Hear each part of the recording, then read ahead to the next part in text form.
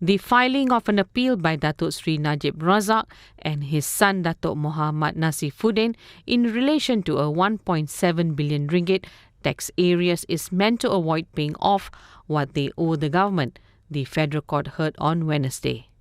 According to Chief Revenue Counsel Dr. Hazlina Hussain, it was a statutory duty of a taxpayer to pay taxes when it was due.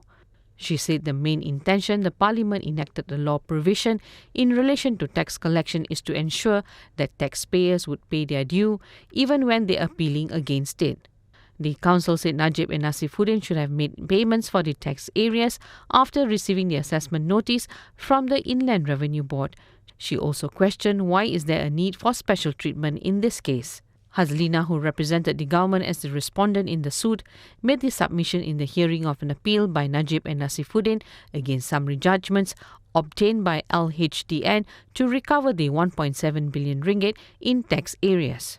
Meanwhile, lawyer Tan Sri Muhammad Shafi Abdullah, who is representing Najib and Nazifuddin, said the government was trying to bankrupt the father and son by asking them to pay first, talk later.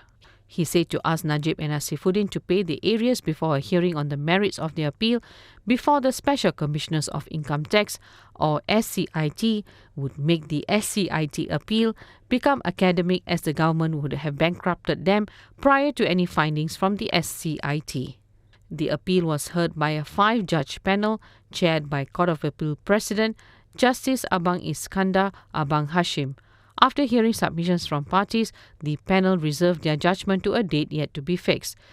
The former Prime Minister and his son were appealing against 2 High Court's decisions in allowing LHDN's application to enter summary judgments over the income tax arrears.